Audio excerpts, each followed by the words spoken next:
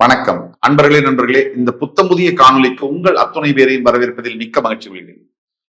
2026 சனி பயிற்சி வாக்கிய பஞ்சாங்கப்படி கும்பராசியிலிருந்து மீனராசிக்கு சரியாக மார்ச் 6 அன்னைக்கு பெயரவிருக்கின்ற சனி பகவான். இந்த பலன்கள் 12 ராசிக்கு என்ன செய்யும்? அந்த வகையில இன்றைக்கு நம்ம பார்க்க போறது கடகராசி. கடகராசிக்கு தற்சமயம் வாக்கிய பஞ்சாங்கப்படி அஷ்டம சனி நடந்து கொண்டிருக்கிறது. கடந்த 2.5 வருஷமா துயரத்துடைய உச்சம் கடகராசி பார்த்திருக்காங்க. இந்த வீடியோ எப்படின்னா, முதல் இந்த சனிப்பயிற்சினால வரக்கூடிய 3 பாசிட்டிவான விஷயம் என்ன, எந்த 3 விஷயத்துல கவனமாக இருக்கட்டும், என்ன செய்யணும், பரிகாரங்கள் என்ன, தெளிவா பேச போறோம்.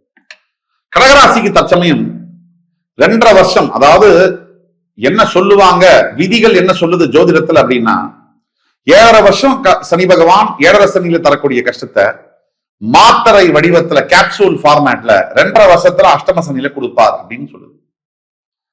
சோ 2.5 வருஷத்துல, கடந்த 2.5 வருஷத்துல கடகராசி பார்க்காத பிரச்சனைகள் அல்ல. கடகராசிக்கு அஷ்டம சனி ஆரம்பிச்சதுல இருந்து என்ன நடக்கும் அப்படின்னா, தன்னுடைய மன தைரியம், தான் மேல் தான் வைத்திருக்கக்கூடிய நம்பிக்கை உடைஞ்சிருக்கும். மனம் தடுமாறும். நல்ல படிச்சவங்க, நல்ல வேலையில இருக்கவங்க, நல்ல பிரில்லியண்டா இருக்கவங்களுக்கு கூட மனம் அப்படியே ஷேக் ஆகும். இந்த முடிவுகள் எடுக்க முடியாம ஒரு வழி பண்ணிருக்கும், தப்பான முடிவே எடுத்து வைக்கும் திருப்பி. எஸ்பெஷலி உறவுகள், த லவர்ஸ் அண்ட் மேரேஜ் ஆன கப்பிள்ஸ், இவங்களுக்குள்ள மன வலியை பயங்கரமா கொடுத்துருக்கும். சில கப்பிள்ஸ் பிரிச்சே விட்டுருக்கும் அஷ்டமசனியுடைய தாக்கம். அப்படி ஒத்துமையா இருந்த ஹஸ்பண்ட் ஒய்ஃப் அப்படி பிரிஞ்சிருப்பாங்க. காரணம் அஷ்டம சனியுடைய அடி. எனக்கெல்லாம் இந்த மாதிரி நடக்குமா அப்படின்னு நினைச்ச மனைவி கணவன் அவங்களோட பிரிஞ்சிருப்பார். ஆனா சத்தியமான உண்மை, நான் வணங்கக்கூடிய அந்த முருகப்பெருமான் மீது சாட்சியாக, வருகின்ற காலத்துல பிரிந்து போன எல்லா உறவுகளும் மறுபடியும் உங்களை தேடி வரும். பிரிந்து போன கணவன் மனைவி ஒன்றாக சேருவீங்க. வாழ்க்கை மறுபடி 4th கியர் எடுக்கும். ஏன்னா அஷ்டம சனி முடிஞ்சு சனி பகவான் பாக்யஸ்தானத்திற்கு போய் அங்கிருந்து உங்களுடைய லாபஸ்தானம் என்று சொல்லக்கூடிய 11ஆம் வீடு என்று சொல்லக்கூடிய ரிஷபத்தையும், உங்களுடைய 3ஆம் வீடு என்று சொல்லக்கூடிய கன்னியையும், உங்களுடைய 6ஆம் வீடு என்று சொல்லக்கூடிய தனுசு, அந்த இடத்தையும் பார்க்கிறார். 11ஆம் வீடு, 3, 6 இந்த இடங்களை பார்க்கிறார். முதல்ல 8ஆம் வீட்டிலிருந்து 9ஆம் வீட்டுக்கு போகக்கூடிய சனி பகவானால அஷ்டம சனி முடியும். மார்ச் 6 வரைக்கும் கொஞ்சம் பல்ல கடிச்சிட்டு இருக்கு. இப்ப அனுபவிச்சுட்டு இருக்கிற விஷயங்கள்லாம் டோட்டலா மாறும். இந்த 2.5 வருஷம் நீங்க பட்ட கஷ்டங்கள், அவமானங்களுக்கு பதில் இருக்கா அப்படின்னு கேட்டீங்கன்னா பதில் இருக்கு. அந்த பதில் மார்ச் 6க்கு அப்புறம் வரும்.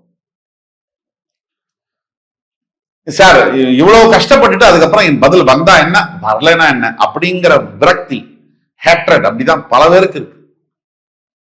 எப்பவுமே நம்மளா எல்லாருடைய வாழ்க்கையிலுமே ஒரு விஷயம் கெட்டதா நடக்குதுன்னா அந்த நேரத்துல நம்ம கடவுளை திட்டுவோம், எல்லாரையும் பழிப்போம், வாழ்க்கையை வேஸ்ட்டுவோம். இது மனிதனுடைய இயல்பு, மனதுடைய இயல்பு.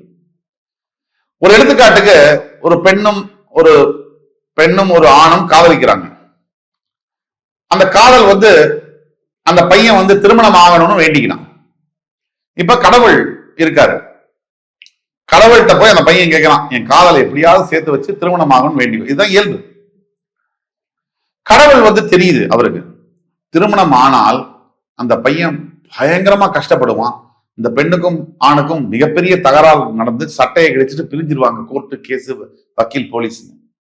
இப்ப கடவுள் அவனுடைய காதலை நிறைவேற்ற வேண்டுமா, நிறைவேற்ற கூடாதா? இதுதான் கேள்வி.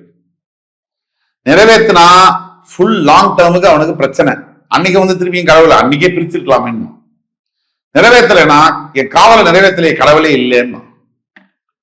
இப்படிதான் ஜோதிடருடைய நிலைமையுமே. நெகட்டிவா சொன்னா நெகட்டிவ், பாசிட்டிவா சொன்னா பாசிட்டிவ், ரெண்டுமே தப்புன்னா இதுக்கு நடுவில் சொல்லவே முடியாது. அதனால நான் சொல்ல வரக்கூடியது என்னன்னா, கடகராசியை பொறுத்த வரைக்கும் பல விஷயங்கள்ல இதுக்கு முன்னாடி என்ன வேணா நடந்திருக்கலாம். அடுத்த கட்டம் வாழ்க்கையில நம்ம நகர்ந்தே ஆகணும் இல்லையா, அங்கேயே இருக்க முடியாது. சோகத்திலேயே உலகத்திலேயே பெரிய சோகம் அப்படின்னு நினைக்கிறது என்ன தெரியுமா? பெற்றவர்கள் உயிருடன் இருக்கும் பொழுது தாம் பெற்ற குழந்தைகளை இழப்பதுதான். அதுக்கு மேலாம் ஏதாவது இருக்கா? பணத்தை இழந்து, வேலையை இழந்து, சொத்தை இழந்தா கூட பெற்றவர்கள் தான் பெற்ற குழந்தையை இழப்பதற்கு மேல ஒரு வலி இருக்கவே முடியாது. ஆனா அந்த வலி கூட மறையும். அந்த ஏன் மறையும்னா காலத்திற்கு அவ்வளவு சக்தி இருக்கு. இப்போ இந்த அஷ்டம சனி காலகட்டத்துல உங்க வாழ்க்கையில என்ன வேணா நடந்திருக்கலாம். பிரச்சனைகள், தோல்விகள், விரக்தி, மனம் அப்படியே உடைஞ்சு போயிருக்கலாம், பண இழப்பு, அவமானம், என்ன வேணா எது நடந்தாலும் அந்த எபிசோட் முடிய போகுது. ஒரு ஃபுல் ஸ்டாப் எல்லாத்துக்குமே உண்டு. அந்த ஃபுல் ஸ்டாப் வரப்போகுது. இனி உங்களுடைய பிறவியில இப்ப நீங்க அனுபவிச்ச அந்த அளவுக்கு கஷ்டங்கள் இனிமேல் வராது. இந்த உறுதியை கொடுக்க முடியும். அடுத்து நல்லது நடக்கும். என்ன பாசிட்டிவ் சேஞ்சஸ் நடக்கும்? முதல்ல இருந்த மன இறுக்கம் விலகும். ரெண்டாவது, நீங்க இப்ப ஏதாவது ஒரு முயற்சி பண்ணீங்கன்னா சக்சஸ் ஆகும். முதல்ல தடை தாமதங்கள் இழுத்துக்கிட்டே இருந்துச்சு, இப்போ தொட்ட உடனே அது துலங்கும். மூன்றாவது, போன உறவுகள் எல்லாம் மறுபடியும் உங்களை தேடி வருவாங்க. நீங்க செஞ்ச நல்லதை நினைச்சு வருவாங்க. கவனமாக எங்க இருக்கணும்னா பண விஷயங்கள்ல கவனமாக இருக்கணும். அனாவசியமான செலவுகளை கட்டுப்படுத்த வேண்டும். 2, உடலம்ப பார்த்துக்கிற விஷயத்துல கவனமாக இருக்கணும். 3, முக்கியமா எந்த விஷயத்துல கவனமாக இருக்கணும்? குழந்தைகள் விஷயத்துல கவனமாக இருக்கட்டும். அவங்களுடைய ஹெல்த் விஷயத்துல நீங்க என்ன செய்யணும் அப்படின்னா, கடகராசியை பொறுத்த வரைக்கும் இப்ப நீங்க உச்சபட்ச நடிகர் விஜய்க்கே கடகராசி தான். கரெக்டா மார்ச் 6 சனி பயிற்சிக்கு அப்புறம் தேர்தல் நடக்கும். அதுதான் சொல்றோம், அவருக்கு தேர்தலில் மிகப்பெரிய வாய்ப்புகள் இருக்குன்னு. அப்படிதான் கடகராசியில பிறந்த ஒவ்வொருத்தருக்கும் உங்களோட வாழ்க்கையில டர்னிங் பாயிண்ட், ஏதாவது ஒரு திருப்பு முனை எல்லார் வாழ்க்கையிலும் இருக்கு. அது மாதிரி திருப்பு முனைகள் வரப்போகுது, இருக்கு. மார்ச் 6க்கு அப்புறம் இருக்கு. அது வரைக்கும் பொறுமை காக்க வேண்டும். பொறுமை தான் உங்களுடைய கவசம். அதே மாதிரி 2வது பாயிண்ட், பழச நினைச்சு வருத்தப்படுறதோ இல்ல ஃபியூச்சர்ல என்ன நடக்கும்னு நினைச்சு பயப்படுறதோ ரெண்டுமே நிறுத்தணும். உடனடியா நிறுத்தணும். ரொம்ப யோசிக்கவே வேண்டாம். எவ்வளவு யோசிச்சாலும் எது நடக்கணுமோ அது நடக்கும்.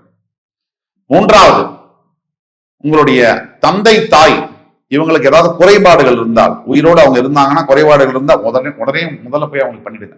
மன திருப்திக்கு பண்ணிடுங்க. இதை 3த்தையும் செஞ்சீங்கனாலே போதும்.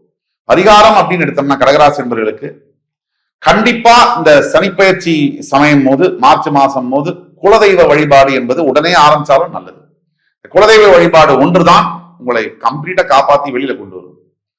கடகராசிக்கு மிகப்பெரிய ஒரு யோகம் என்னன்னா, சனி உங்களுடைய 11ஆம் வீட்டை பார்க்கும்போது லாபங்கள் உயரும்.